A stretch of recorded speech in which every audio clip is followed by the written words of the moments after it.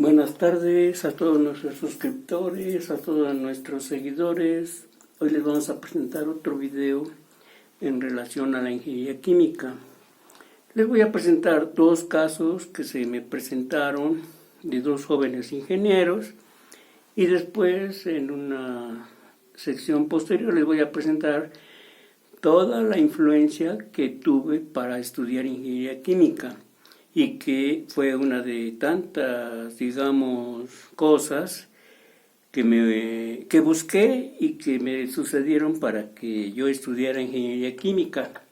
Entonces, en este caso, vamos a empezar con un joven ingeniero que ya estaba trabajando en una empresa que se dedicaba a hacer medicinas, ¿sí? Las medicinas, para que ustedes tengan una idea, son unas sustancias que tienen un componente activo, ¿sí? Que se puede depositar en alúmina, en sílice o en óxido de titanio, ¿sí? Óxido de aluminio o óxido de silicio. Entonces, digamos que disuelven el componente activo en un solvente y después esa mezcla se la depositan o se la hacen pasar a un soporte, que en este caso son los que mencioné, y se deja precipitar o se deja secar. Y ya cuando se seca, entonces, como está en polvo, primero en polvo, ya después lo meten a un troquel y el troquel hace las pastillas o los prensa y ya salen las pastillas preparadas con el componente activo. Bueno, esa es una idea de cómo se hacen las medicinas, ¿sí? Este joven ingeniero, entonces, se presentó un caso allá en su planta y le dijeron, oye, que tenemos un problema con el solvente, que absorbe agua o tiene agua, y el agua para nuestros procesos o para el proceso de deposición del componente activo pues no beneficia, al contrario perjudica, porque el agua reacciona con un componente activo y por lo tanto va a llegar un periodo en que se pierda, pero ahora se pierde muy rápido. ¿Por qué? Pues porque el solvente que tenemos absorbe agua o tiene agua. No les había pasado, pero en esa ocasión no saben cómo es que llegó el solvente húmedo o con agua. Entonces le dijeron y lo pusieron en jaque y ya mero es el jaque mate, pero le dijeron, oye, tú ingeniero químico debes de saber cómo quitarle la humedad a este solvente, ¿sí? Pero ¿qué tanto de humedad tiene? Entonces me dijo este ingeniero, pues ha de tener como un 1 o un 2%, cuando mucho. Prácticamente ya estaba pura el solvente, 98%. Habría que darle un empujón a 99.9. Entonces por ese lado yo le dije, pues no es gran problema, porque al mismo tiempo que los soportes o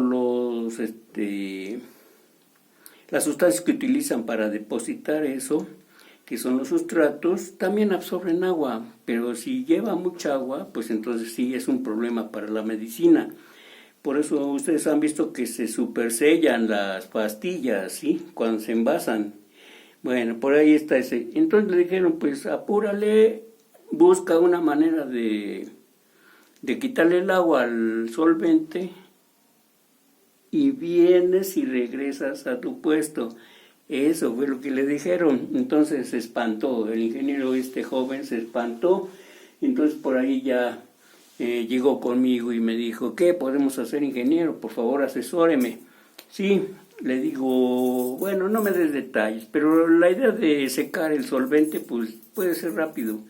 Hay dos formas, una industrialmente con sílica gel, otra con zeolitas naturales o sintéticas y otra con alúmina.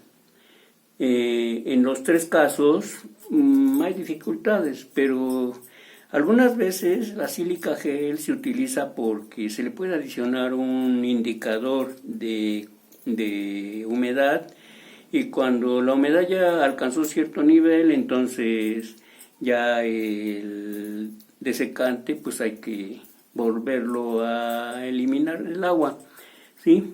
Y el otro, que es la zeolita natural, absorbe mucha humedad, ¿sí? Y también después hay que secarla, hay que darle calentamiento con aire para que se elimine el agua.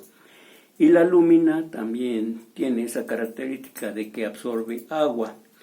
En todos los casos se presenta el problema o la situación de ácido de Bronsted y ácido de Lewis.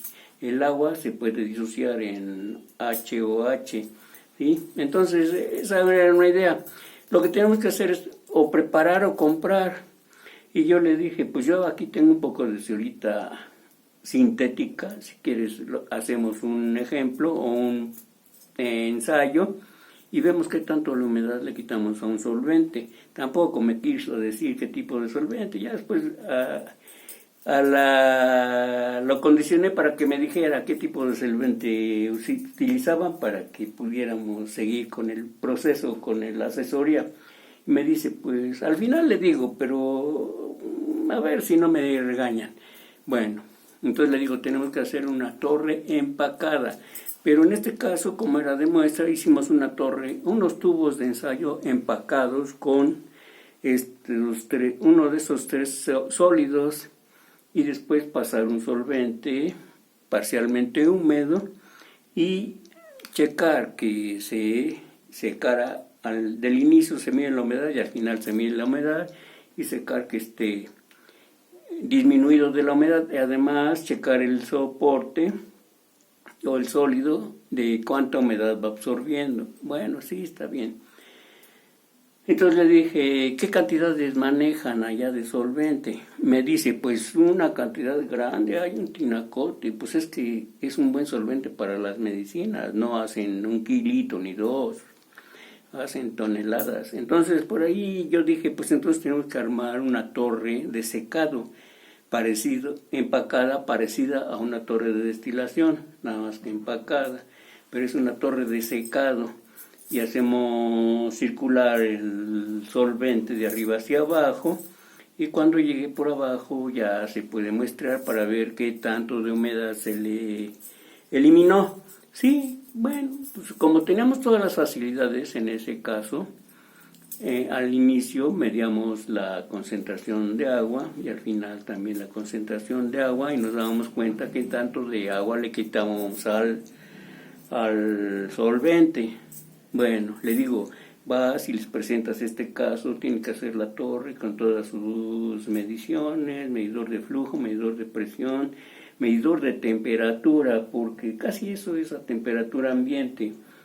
Entonces, pero un poquito de calor para que se active la lúmina o el material que se emplea.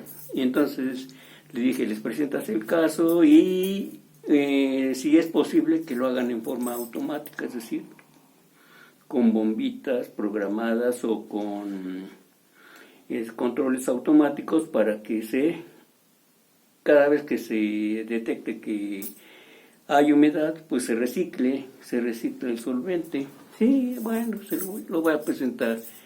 Y ya después me dice, ¿y cómo cuánto me va a cobrar? Le digo, pues, no, pues lo importante es que te tengan confianza ahí en tu trabajo y que además te sigan manteniendo tu trabajo, pero yo te recomiendo que les pidas un buen aumento.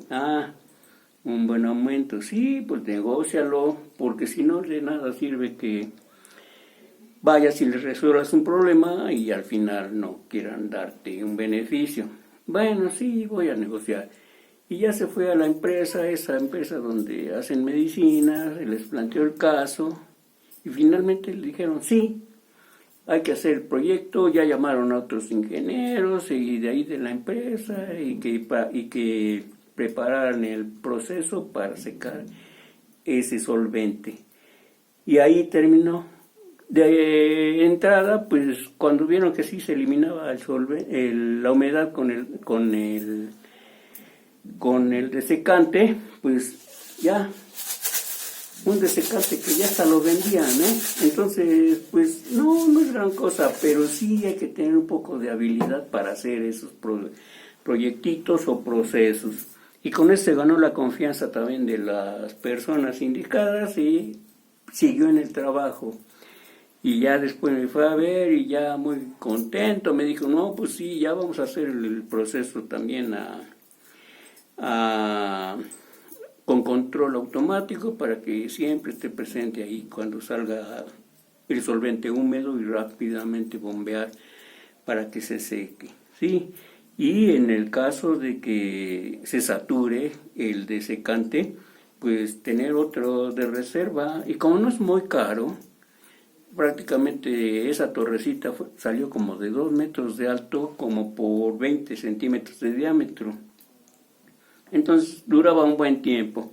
Porque les decía yo, tenía de 1 a 2%. Cuando llegaba con menos, pues hasta no se requería mucho desecante. Y así, digamos que resolvimos este caso. Un ingeniero más joven que asesoramos para que pudiera tener éxito en su trabajo. Y así, ya después le dije, pues, ay, si te va bien, a ver qué invitas. Ah, bueno, sí, yo regreso, sí. Ya no me acuerdo si regresó, pero tal vez sí regresó y no me acuerdo bien cómo estuvo. Pero sí regresó porque ya le habían aprobado el proyecto para desecar el solvente con un desecador. Bien, entonces ese es un caso que se me presentó y ahora también les voy a presentar otro caso.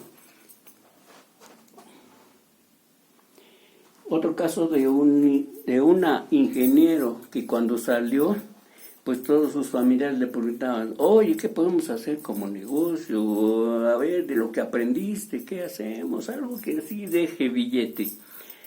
Entonces también esta ingeniera joven va y me pregunta, oye, ingeniero, ¿qué se me puede asesorar para ver qué puedo hacer como algo tipo negocio, pero que no sea muy difícil, que esté accesible y que rápidamente lo podamos demostrar? Sí. Entonces, en ese caso, estaba yo trabajando en esa época con unos catalizadores de plata, para hacer reacciones de oxidación en otro proyecto. Pero también la plata, ya estaba yo con la idea de que se puede procesar para producir nitrato de plata, ya sea que se compre o que se obtenga de los residuos de plata. Hay muchos residuos de plata que tienen un buen porcentaje de plata. Entonces se pueden utilizar hasta en los negocios donde se compra o se vende pedacería de metales, oro, plata, cobre, bronce y níquel. Le digo, hasta ahí de esa plata podemos comprar y podemos hacer el nitrato de plata. Y yo te recomiendo que digamos que investigues cuánto vale el nitrato de plata, el kilo, y cuánto vale el nitrato de plata que nosotros vamos a hacer. Si nosotros hacemos nitrato de plata con la plata que anda por ahí residual y que ya nadie quiere, pues no nos va a salir muy barata, ¿sí? O si compramos plata, onzas Troy de plata, la onza Troy de plata también es muy barata, ¿sí? Entonces ahí podemos obtener el nitrato de plata con una elevada pureza, ¿sí? Y revisa cuánto vale el kilogramo de nitrato de plata. Y ya revisó, se enteró y vio que el nitrato de plata, un kilo de nitrato de plata en ese tiempo andaba como en 15,000 pesos. Ahorita tal vez ande en un precio parecido, pero esa es la idea, que ustedes pudieran ver cómo son los precios de producción y cómo son los precios de venta, porque aunque parezca sencillo, no me lo van a creer. Se escasea mucho el nitrato de plata, es que tiene muchos usos el nitrato de plata, pero en este caso nada más lo queríamos hacer, nitrato de plata con 99% de pureza y sale para vender, ¿sí? No queríamos darle otra aplicación que se puede, como les decía yo, de los catalizadores para oxidar, reacciones de oxidación. Bueno, sí, hay que hacerlo, hay que comprar la onza Troy de plata, hay que comprar el ácido, hay que hacerlo en matraces y obtener una cantidad representativa, sí. Entonces llegamos a todo el proceso y finalmente obtuvimos cristales de nitrato de plata con 99.7 de pureza. Entonces me dice, pues ya planteale a tus familiares, dile que con esto se podría hacer negocio y a ver qué te dicen. Y ya le dijo a algunos familiares y le dijeron, no, pues está interesante, pues imagínate, 1 kilo a 15,000 pesos y que te salga como en 1,000 pesos 1 kilo. Bueno, no, 400 por 10, porque una onza Troy de plata tiene como 30 y tantos gramos, 30 y tantos gramos para 100, y en ese entonces valía como 80 o 90 pesos, o sea que por 10 serían 320, por 30 960, o sea que por 1 kilo otros 32 gramos o 320 sería como 4 veces, 4 por 3, 4 por 4 por 8, 32. Menos de 1,000 pesos el kilo de plata. Entonces, ya preparado que valga 12,000, ya es una buena diferencia. Entonces le planteé ese caso a la ingeniera joven y con eso quedó feliz su familia. Que le dijeron, no, pues está bien. Entonces no querían hacer negocio, en realidad no querían hacer negocio. Lo que querían es ver que este familiar, esta ingeniera química, ya sabía hacer algún proceso para que se notara que sí aprendió y que sí se puede hacer negocio con la ingeniería química. Y yo les invito a todos ustedes que hagan con todos los metales que encuentren, hagan sales y van a ver y revisen el mercado, los precios comerciales de las sales de metales, y sí tienen un buen precio. Y por ejemplo de cobre, rejunten todo el cobre que encuentran por ahí y hagan, por ejemplo, nitrato de cobre, sulfato de cobre, cloro de cobre, y vean cómo son muy bien cotizados. Bueno, con eso entonces termina esta presentación de los dos casos que se me presentaron y que para mí y para estos jóvenes ingenieros resultaron ser novedosos, atractivos, y con eso se ganaron la confianza de las personas que querían que demostraran que sí sabían ingeniería química.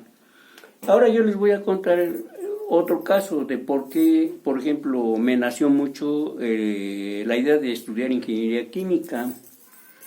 Yo tenía un familiar que me decía, oye, mi vidrio de mi ropero o de mi mueble del tocador ya tiene muchos hoyitos como grises, como negritos, y ya no se ve bien.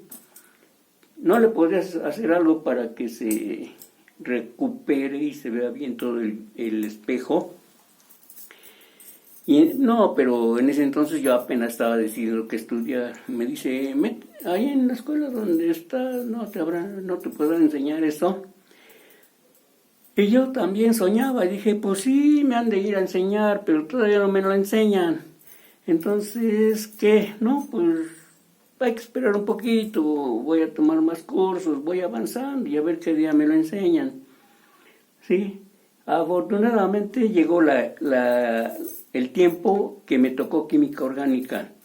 Y en esos cursos había un profesor que dice, pues vamos a ver algunas reacciones. Sí, hicimos varias reacciones con alquenos, con alcoholes, con aldehídos y con otros, ¿sí? Y un día nos tocó la práctica o el experimento de hacer espejo de plata. Espejo de plata con unos compuestos orgánicos y la plata se quedaba impregnada en el matraz. Sí, nos decía el profesor, hagan estos compuestos, hagan que se embarre ahí, o bueno, que se lo vayan calentando y cuando ya está muy evaporado, que esté condensado, que esté muy pesado, dejen que se quede en las paredes y lo siguen calentando. Y ahí apareció el espejo de plata. Claro, utilizamos compuestos de plata, por eso apareció el espejo de plata. Y ahí andábamos viendo, pues sí es espejo por una materia que se llama química orgánica y que un profesor nos enseñó esa práctica, hacer el espejo de plata. Así es que no descarten la idea de que en alguna materia, en alguna práctica, podrán obtener algo que les agrade, ¿sí? Y que pueda ser también motivo de que le digan a ciertas gente, yo sé hacer esto, y si estudié ingeniería química, fue por esto. Y así van ganando más confianza. Más confianza porque pues la gente es así, desconfianza. Entonces yo después le dije a un señor, oye, que quiero estudiar ingeniería química, ¿cómo ves? Sí, estudia ingeniería química, no sé ni qué sea, pero, por ejemplo, métete al campo, haz algo para el campo, los fertilizantes, el abono, el riego, todos esos motivos de trabajo de ingeniería, ¿sí?